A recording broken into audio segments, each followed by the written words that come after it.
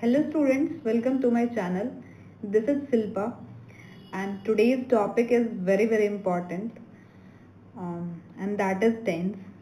But don't worry guys, मैं आपको यहाँ बोरिंग थ्योरीज नहीं पढ़ाने वाली. इंस्टेड हम लोग क्वेश्चंस के थ्रू टेंसेस को सीखेंगे क्योंकि एग्जाम्स भी नियर हैं और क्वेश्चंस प्रैक्टिस करनी भी ज़रूरी है.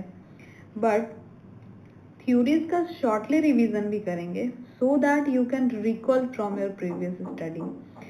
और सभी जानते हैं कि अगर हमारा टेंस क्लियर हो तो आप half English section easily handle कर सकते हो, क्योंकि चाहे वो फिलर्स के क्वेश्चन हो, एरर के क्वेश्चन हो या क्लोज टेस्ट हो या most of the part of English हो, tense is very important.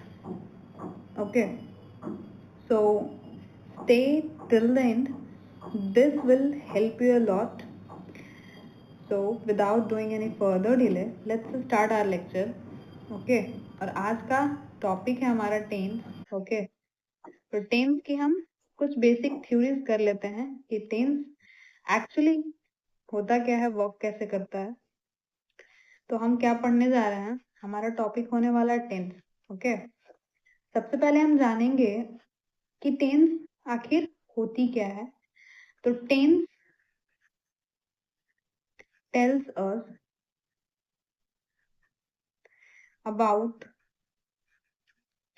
The time of an action.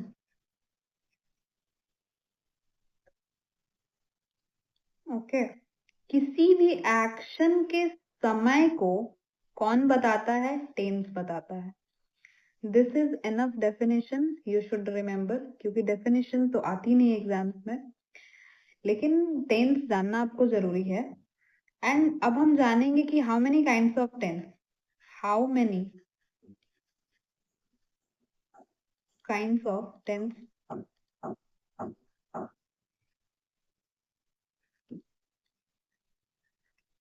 are there. Okay, how many kinds of tenses are there? तो मैं शॉर्ट में लिख रही हूँ क्योंकि this is not the explanation session, ये revision session है. तो टेंसेस 3 प्रकार के होते हैं. पहला प्रेजेंट, दूसरा पास्ट और तीसरा फ्यूचर टेंस. ओके, 3 प्रकार के टेंस होते हैं, प्रेजेंट टेंस, पास्ट टेंस और फ्यूचर टेंस. प्रेजेंट टेंस जो वर्तमान के बारे में बताए, अभी क्या चल रहा है उसके बारे में बताए, वर्तमान, उसको हम प्रेजेंट कहते हैं. पास्ट यानी भूतकाल, ऐसा जो बीत गया हो, वो समय जो बीत गया हो. और फ्यूचर यानी कि भविष्य काल, जो भविष्य में होने वाला हो, उसे हम क्या बोलेंगे? भविष्य काल. टेंस को हम क्या काल बोलेंगे? तो ये हो जाएगा वर्तमान काल. पास्ट टेंस इज भूतकाल एंड फ्यूचर टेंस इज भविष्य काल. ओके, तो हमें क्वेश्चंस करने से पहले क्या क्या जानना इंपॉर्टेंट है. तो सबसे main thing in tenses is the verb. Okay, verb is the soul of sentence. Verb is the soul of the sentence. Sentence की आत्मा होती है उसकी verb. Okay okay, the first verb is helping verb.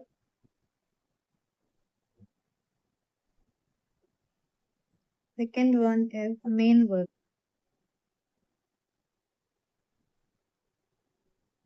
Helping verb को हम axillary verb और हिंदी में सहायक क्रिया के नाम से जानते हैं.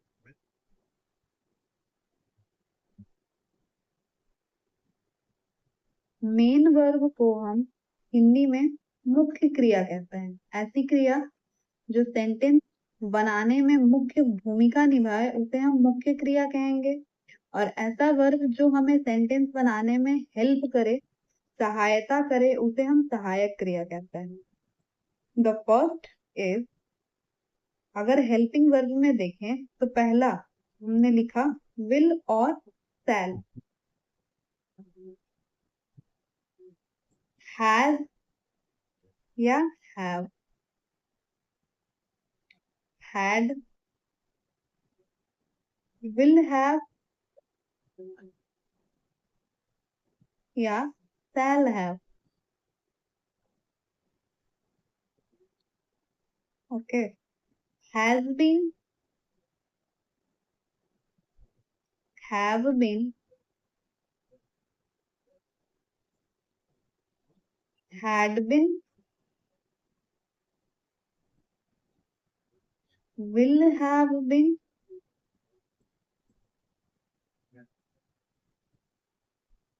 या shall have been।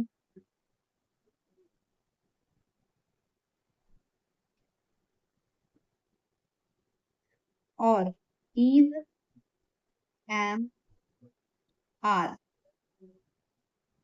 was और were,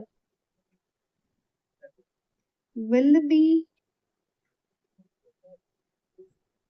और shall be। These are all helping verbs which helps us to form a sentence। जैसे कि अगर हम टेंस का कोई भी सेंटेंस बना रहे हो तो हम कहीं will या shall का यूज करते हैं, कहीं has का यूज करते हैं, कहीं have का, had का, will have, shall have, उसी तरह से हम सारे वर्ब का यूज करते हैं।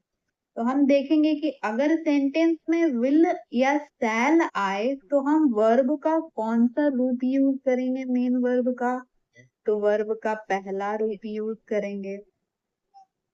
ओके, जैसे मेन वर्ब मैंने मान लो यहाँ ले लिया ईट, मीन्स होता है खाना।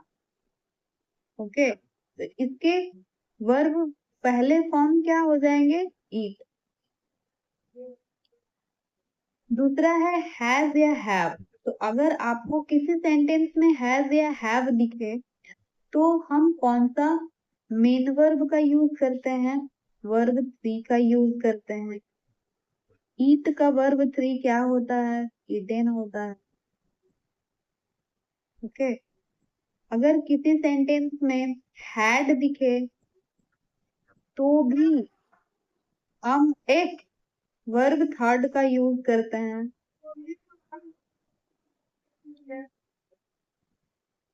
जैसे इटन, इसमें भी हम इटन का यूज करेंगे। विल हैव या शैल हैव हो, इसमें भी हम वर्ब थर्ड का यूज करते हैं। मतलब हैज, हैव, हैड और विल हैव, शैल हैव के साथ हम वर्ब का कौन सा रूप यूज करते हैं, तीसरा फॉर्म। विल या शैल के साथ वर्ब का पहला form. Has been, have been, had been, will have been और shall have been, ये सब के साथ हम कौन सा रूप यूज करेंगे, इन सब के साथ हम वर्ब का चौथा रूप यूज करेंगे जिसको हम कहते हैं V1 प्लस ING। अगर हम ईटिंग का माने तो हम ईट का, अगर ईट लें तो ईटिंग हो जाएगा। वर्ब के पहले फॉर्म में आईएनजी का जुटना वर्ब का चौथा फॉर्म कहलाता है।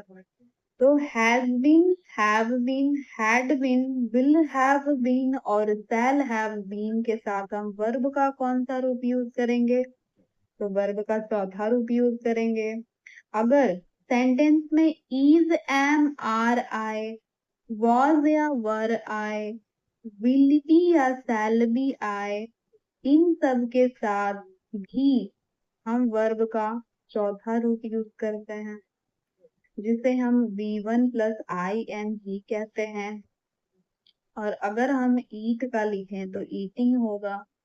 ये दोनों में सेम चीजें होती हैं, डिफरेंस बस इतना होता है कि ये पहले से काम चल रहा हो उसमें यूज होता है और इसमें ऐसा नहीं होता है, ये तीनों में ऐसा नहीं होता है, लेकिन ये तीनों जो समय के साथ यूज होता है, समय के साथ, समय के साथ। आगे क्वेश्चंस में आपको क्लियर हो जाएंगे कि मैं क्या कहने की कोशिश कर रही हूँ। तो दिस इज, हम वर्ब का पहला रूप यहाँ यूज करते हैं विल शैल के साथ। Has, have, had, will have हो या शैल हैव हो, वर्ब की तीसरा फॉर्म यूज करेंगे। अगर has been, have been, had been, will have been और शैल हैव बीन हो तो हम चौथा रूप यूज करेंगे V1 प्लस ING का। Is, am, are, was, were, will be या शैल बी हो तो भी हम वर्ब का चौथा रूप यूज करते हैं। I hope guys you are clear with all these concept. Okay, तो हम लोगों ने वर्ब पढ़ लिया कि टेंस को बनाने से पहले हम कौन सा वर्ब कब यूज करते हैं। और एक चीज और इम्पोर्टेंट है, एंड दैट वन इज, जो कि टेंस में बार बार यूज होते हैं और हमेशा यूज होते हैं, यूज ऑफ फोर और यूज ऑफ सिंस। तो हम लोग फॉर का यूज ड्यूरेशन के लिए करते हैं। जैसे मैंने बोला कि 2 आवर्स, 2 घंटा, तो यह फिक्स नहीं है कि सुबह का 2 घंटा, शाम का 2 घंटा, दोपहर का 2 घंटा, इसमें में बस लिखा हुआ है 2 घंटा। तो जिस चीज में फिक्सेशन नहीं होता है, जो फिक्स नहीं होता है, जो सिर्फ ड्यूरेशन बताता है, उसमें हम फॉर का यूज करेंगे। सिंस पॉइंट ऑफ टाइम बताता है, पॉइंट ऑफ टाइम बताता है। जैसे कि मैंने लिखा सिंस मॉर्निंग,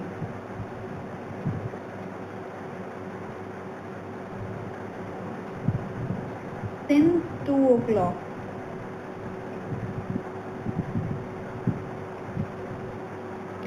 इसमें फिक्स है कि टाइम 2 o'clock पर ही हम सिंस का यूज करते हैं, मॉर्निंग में ही हम सिंस का यूज करेंगे। मतलब ये जब टाइम फिक्स हो तो हम सिंस का यूज करेंगे पॉइंट ऑफ टाइम के लिए, और फॉर का यूज हम ड्यूरेशन के लिए जैसे करेंगे, जैसे 2 days के लिए कर सकते हैं, 2 hours के लिए कर सकते हैं, ये सब चीज़ों के लिए हम फॉर का यूज करेंगे। So this is all about theory of tense, कि आपको क्या क्या पता होनी चाहिए क्वेश्चंस करने से पहले। और एक चीज़ और कि मेन वर्ब जान लो कि मेन वर्ब कितने तरह के होते हैं। तो main verb V1, V2, V3, V4 और V5 5 होते हैं। V4 को हम V1 में अगर ING जोड़ें तो बनता है, और V1 में हम ES या S को जोड़ें तो बनता है। जैसे हमने एग्जाम्पल ईट का लिया था, ईट का मतलब होता है खाना। ओके, तो ईट का मतलब होता है खाना, तो V1 क्या हो जाएगा, ईट, V2 क्या हो जाएगा, eight, V3 eating, V4 eating और V5 इट।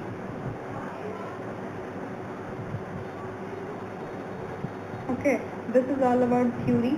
हम लोगों ने टेंस पढ़ा, कितने प्रकार के होते हैं उसको सीखा। उसके बाद हम लोगों ने दोनों वर्ब्स को जाना कि कौन से हेल्पिंग वर्ब के साथ कौन सा मेन वर्ब का कॉम्बिनेशन होता है, और उसके बाद फॉर और सिंस का यूज। अब हम क्वेश्चन की ओर चलते हैं। तो हमारा पहला क्वेश्चन है, the first question is, she is studying. आपको इसमें एरर फाइंड करना है। क्या करना है, फाइंड एरर। एरर कहाँ है और आपको सुधारना है, सुधार करना है उसमें। द फर्स्ट वन इज कि सी इज स्टडिंग, मतलब वो पढ़ रही है हियर, यहाँ, since 2 hours। She is studying here since 2 hours। इस पूरे सेंटेंस में हमें एरर फाइंड करना है। सी इज स्टडिंग, इज के साथ वर्ब का फोर्थ फॉर्म यूज किया गया है, दिस इज करेक्ट। हियर, इसमें भी कोई गलती नहीं है। सिंस 2 hours, हमने अभी पढ़ा था कि फॉर किसके लिए यूज होता है, ड्यूरेशन के लिए यूज होता है। जैसे कि 2 घंटा, 2 दिन। ओके, तो यहाँ भी क्या बोल रहा है, 2 घंटा, तो इसके लिए हम किसका यूज करेंगे, this is our right answer. Since का यूज नहीं होगा, फॉर का यूज होगा। दिस इज इनकरेक्ट, सिंस का यूज नहीं करेंगे, हम किसका यूज करेंगे, फॉर का। नेक्स्ट क्वेश्चन है, question number second is I have completed my work yesterday evening. इस पूरे सेंटेंस का मतलब है कि मैंने अपना होमवर्क कल ही शाम को ख़त्म कर लिया था, मैंने अपना वर्क कल शाम को ख़त्म कर लिया था। तो जिस सेंटेंस में यस्टरडे का यूज हो वहाँ हम प्रेजेंट का यूज नहीं कर सकते हैं, तो have is present. This is our correct option. I have completed नहीं होगा, होगा I completed my work yesterday evening. अगर यस्टरडे सेंटेंस में आए तो हम प्रेजेंट का यूज नहीं करेंगे, क्योंकि ये पास्ट है। यस्टरडे मीन्स बीता हुआ कल, तो हम यहाँ पास्ट का यूज करेंगे, कंप्लीटेड का यूज करेंगे। तो हमारा करेक्ट सेंटेंस होगा I completed my work yesterday evening. अगला question, question number 3, he did not knew the answer of this question properly। वह इस क्वेश्चन का आंसर प्रॉपरली नहीं जानता था। तो याद रखना है, कभी भी डिड नॉट आए तो डिड नॉट के साथ हम वर्ब की पहली फॉर्म यूज करते हैं, ना कि दूसरी। अगर डिड नॉट के साथ वर्ब का दूसरा रूप यूज करेंगे, V2 का यूज करते हैं, तो दिस इज रॉन्ग, और पहला रूप यूज करेंगे, दिस इज करेक्ट। तो he did not knew, this one is our right option। Next question है, by next year she will completed her graduation successfully। अगले साल वह ग्रेजुएशन कंप्लीट कर चुकी होगी सक्सेसफुली। मतलब ये फ्यूचर की बात कर रहा है, अभी हुआ नहीं है वो काम। तो विल के साथ हम कभी भी कंप्लीटेड का यूज नहीं करते हैं। हमने पढ़ा था ऊपर कि विल या शैल के साथ हम वर्ब का फर्स्ट फॉर्म यूज करते हैं। तो होगा by next year she will complete her graduation successfully. Okay, and our next slide and question number 5 is I am knowing him for a long time। मैं उसे बहुत पहले से जानती हूँ, बहुत लंबे समय से जानती हूँ। तो कभी भी नो को हम कंटिन्यूएशन में यूज नहीं करते हैं, ing के साथ यूज नहीं करते हैं। Know is a stative verb. Okay, know और बिलीव के साथ हम ing का यूज नहीं करते हैं। यहाँ होगा I know him for a long time. I know him for a long time। हमारा ऑप्शन नंबर फर्स्ट सही हो जाएगा, क्योंकि हम I am knowing का यूज कभी नहीं करते हैं। अगला क्वेश्चन, क्वेश्चन नंबर 6 है, they have been waiting for you since 2 hours। वे लोग वेट कर रहे हैं for you तुम्हारे लिए, since 2 hours 2 घंटे से। वे लोग तुम्हारे लिए 2 घंटे से वेट कर रहे हैं।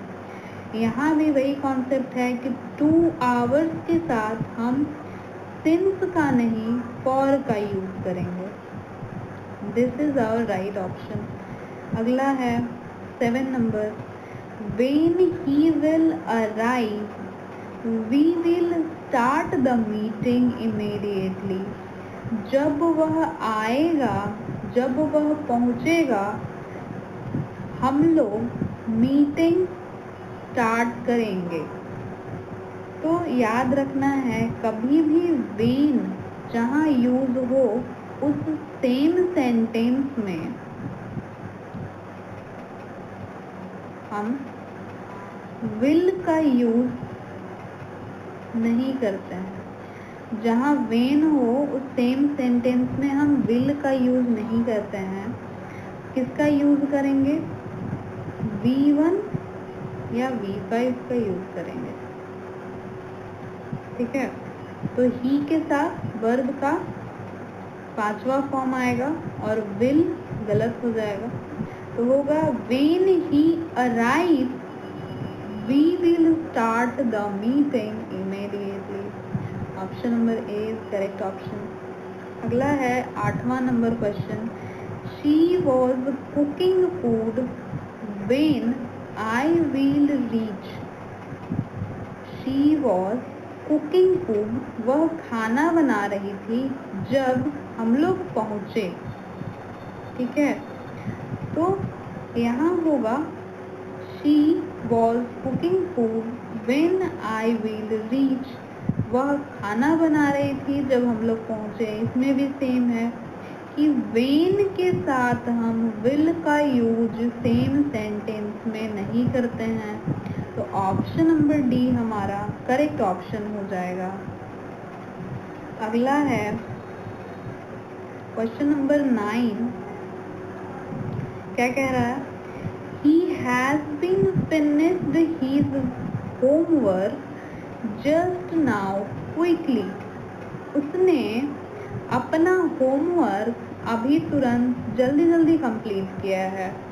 He has been finished, हमने पढ़ा था कि कभी भी has been के साथ वर्ब की 4th फॉर्म का यूज करते हैं, वर्ब का 4th फॉर्म यूज करते हैं, लेकिन यहाँ has been के साथ finished है। दिस इज V3, हमारा option number first correct option हो जाएगा। इसी में एरर है कि he has been finishing, यहाँ होगा he has finished, been का यूज नहीं करेंगे। अगर हमें सेंटेंस को सुधारना है तो हम लिखेंगे कि he has finished his homework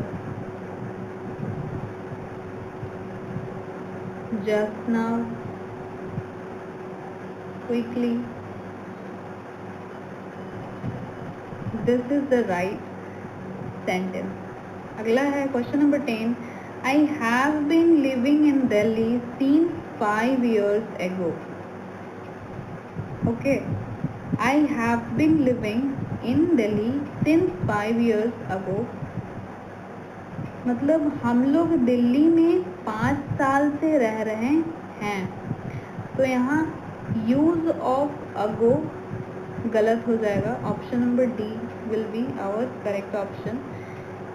हम लोग लिखेंगे फुल सेंटेंस, सही सेंटेंस होगा I have been living in Delhi since 5 years, बस एगो इज रॉन्ग। अगला question, the sun has risen in the east every day. सूर्य प्रतिदिन पूर्व में उगता है। This is universal truth sentence. The sun rises in the east।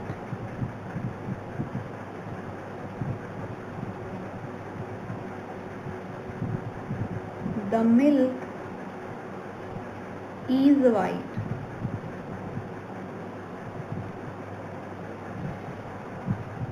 These are all universal truth sentence. इसको बदला नहीं जा सकता, तो यहाँ has risen नहीं होगा, यहाँ यूज होगा the sun rises in the east every day.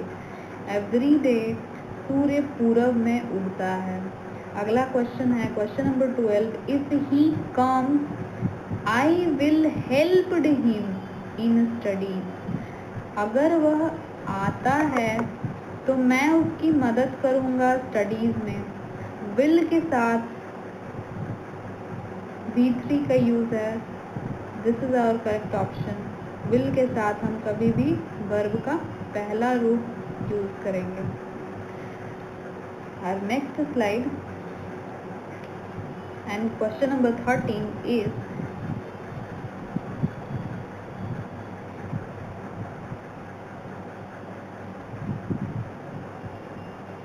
our question number 13 is she did not went to office because she was sick. वह ऑफिस नहीं गई ऑफिस क्योंकि वह बीमार थी. तो इस पूरे सेंटेंस में कौन सा पार्ट में एरर है? First one is right option, क्योंकि हम डिड नॉट के साथ कभी भी V2 का यूज़ नहीं करते हैं, ये गलत होता है. हम V1 का यूज़ करेंगे, गो का यूज़ करेंगे, ये सही होगा. She did not go to office because she was sick. अगला है question number 14. I was knowing the truth but I kept quiet. I was knowing, अभी हमने पढ़ा था कि नोइंग को हम ing के साथ, नो को ing के साथ यूज नहीं किया जाता है. यहाँ होगा आई न्यू, मैं जानती थी. I knew the truth but I kept quiet, फिर भी मैं चुप रही. अगला है question number 15. By the time we arrived he had left already. जब हम लोग पहुँचे he had left already.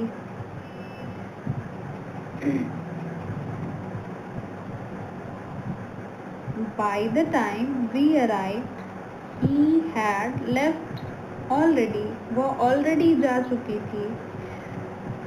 These, इसमें verb to का यूज किया है. This is correct. had के साथ V3 का यूज है. This is also correct. Already भी करेक्ट है और by the time. तो इस पूरे सेंटेंस में no error है. This is error free sentence. अगला है question number 16. He will be playing cricket. वह क्रिकेट खेल रही होगी सिंस मॉर्निंग. कभी भी सिंस मॉर्निंग के साथ हम विल बी का यूज नहीं करेंगे. हमेशा विल हैव बीन का यूज करते हैं. विल हैव बीन का यूज करते हैं और इसके साथ वर्ब का चौथा रूप का यूज करते हैं. 16 फर्स्ट ऑप्शन सही होगा. अगला है question number 17. She has finished her work before I came. यहाँ हैज का यूज है, यहाँ केम का यूज है. मतलब ये प्रेजेंट में है और ये पास्ट में है. शी हैज फिनिश्ड, उसने कंप्लीट कर लिया है हर होमवर्क, उसका होमवर्क बिफोर आई केम, मेरे आने से पहले. तो या तो हम इसको ऐसे लिख सकते हैं कि शी हैड फिनिश्ड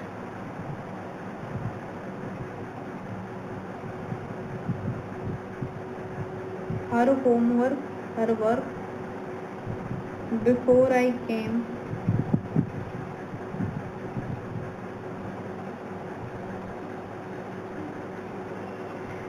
या लिखेंगे she has finished her work before I कम.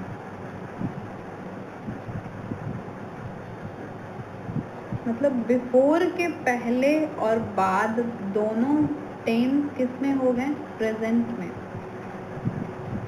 यहाँ भी प्रेजेंट और यहाँ भी प्रेजेंट, तो दिस इज करेक्ट। और यहाँ भी पास्ट और यहाँ भी पास्ट, तो ये भी सही होगा, लेकिन दोनों एक साथ गलत होते हैं, तो ये हमारा करेक्ट ऑप्शन हो जाएगा।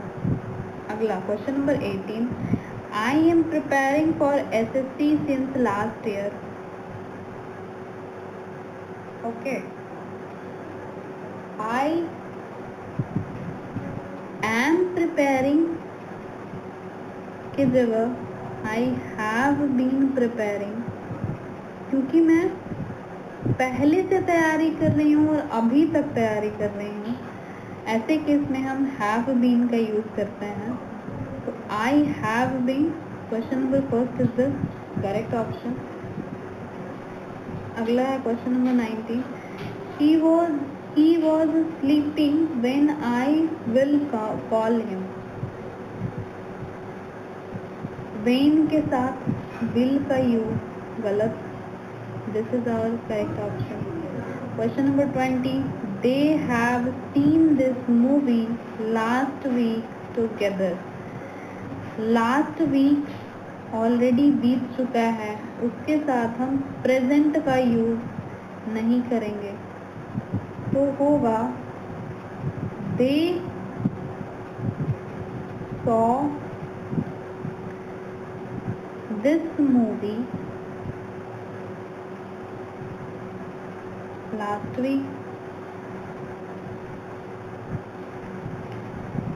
यहाँ भी पास्ट और यहाँ भी पास्ट, तो ये हमारा करेक्ट ऑप्शन हो जाएगा। Alright guys, this is all about today's video. और यहाँ हमने आंसर एक्सप्लेनेशन के साथ रखी हुई हैं, आप इसे देख सकते हो और अच्छे से समझ सकते हो। तो if you found this video helpful, please do like, share and subscribe, and मिलते हैं अगले वीडियो में। Bye bye and take care.